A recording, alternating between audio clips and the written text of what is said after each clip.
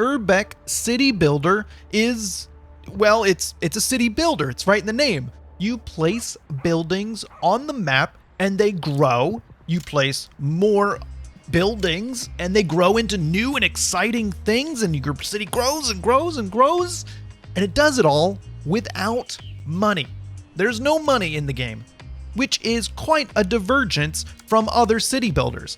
This game is not City Skylines, but there are other resources you have to manage, as you can see on the top right of the screen. This is after playing for a couple hours. Let's move on to the early game to show you where it all starts. You start with nothing. Nothing at all. You build a road, you place some farms and some houses, and then eventually some more stuff unlocks. You'll get a farmhouse, which will give you more food, so then you can build more houses. Your city runs on food and labor and wood at the very beginning, and then just keeps building on itself. You'll need another resource after this, and then another one. And to get this one, you need that one. That's pretty much how it works. You're constantly unlocking or getting new things and progressing through the game. There are storage limits for these resources, and that's useful for building stuff, but you can't really rely on that to support your city. You will want to always keep a positive flow. Right now, I built too many houses, and my food is running at a negative. I want to fix that as soon as possible, or else my city will not grow. Let's skip ahead 10 years to see where my city's at. Now I've added power to the equation, and here I'm trying to build a lumberjack and lumberjack camp so I can get more wood and more power to supply it to my houses. The houses are constantly in need of new things as they grow. Probably one of the most exciting things about the game is that your buildings can change or upgrade into new things based on what's around them or what you have unlocked. You'll usually need a certain level of population.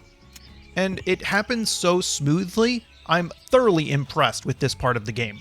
So for example, the lumberjack house I just put down, if you build more housing around it and you have enough lumberjack camps in your city, then it will upgrade and produce twice as much electricity as it did previously. And it all kind of makes sense too. To have a suburb, you'll need a Home Depot kind of store, and that's in this game. Moving on to another city I built in year 40, I just learned so much I wanted to restart. Here you can see I'm trying to upgrade this grain silo into a modern grain silo.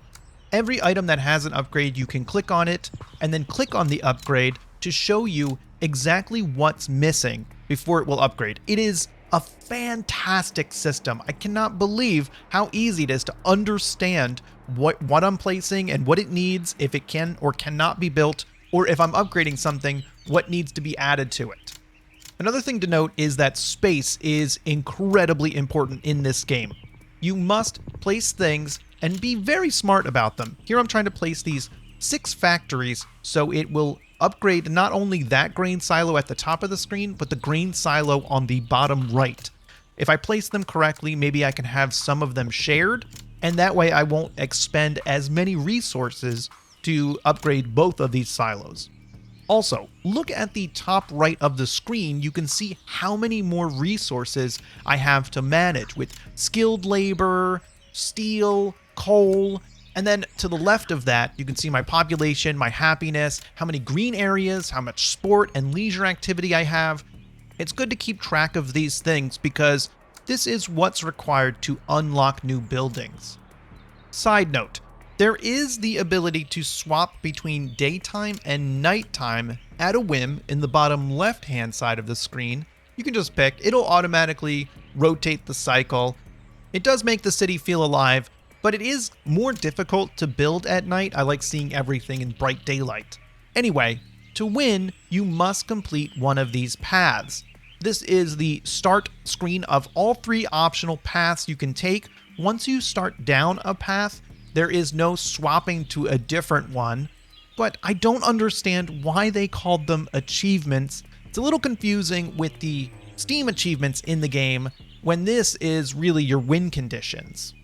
Once you pick a path, then it is claimed and you can see what you need to do to reach the next level of the path. You can see you also get a truck on your roads. I don't understand if that's good or bad or just something nice to visually look at, but okay. And then finally, here's the third level up again. After that, you can see I need even more energy and skill work, and then I get a different truck on the road.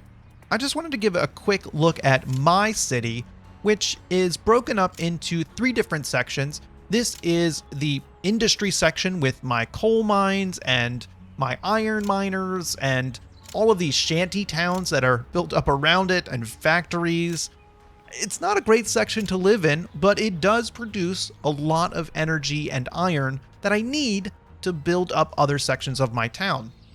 Then we have the farming area of my city with some tenant farming houses, which aren't so hot, overlooked by a landlord's house, and you can't really build stuff of the same kind next to each other, so I split them off into different sections so I could have 2 farmhouses, which could have a silo, and build it up from there.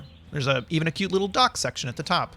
Finally, we have the actual town area where everyone lives, all the nice houses anyway, with supermarkets and a tennis court and a pitch.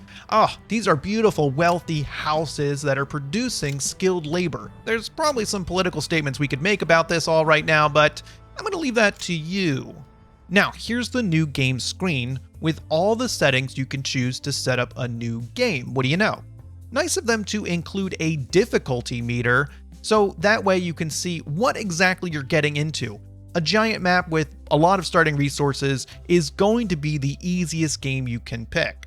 I didn't realize this, but a lot of people really care about a sandbox mode, and yes, Urbek has that. You can see the checkbox for sandbox mode right there, and with it you get unlimited resources and everything's free, so it is the typical sandbox mode you would expect. Overall, Urbek City Builder is really cool and a lot of fun. Super slick building management where you're creating these areas of your city that build up into more advanced things. Like you could build a slums, which turns into more slums really, and or suburbia, which turns into more wealthy suburban houses based on what you build around it, and you're in complete control.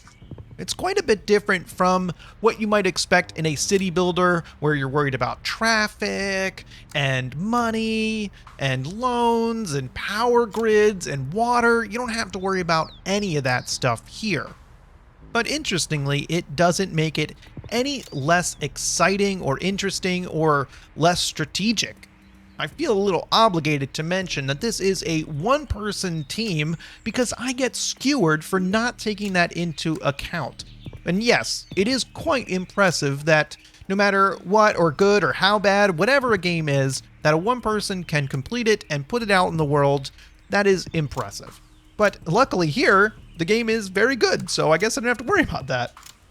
Cool. I hope you enjoyed this video. If you did, consider giving it a thumbs up, hit subscribe. There's other indie game reviews for you to watch. See you later.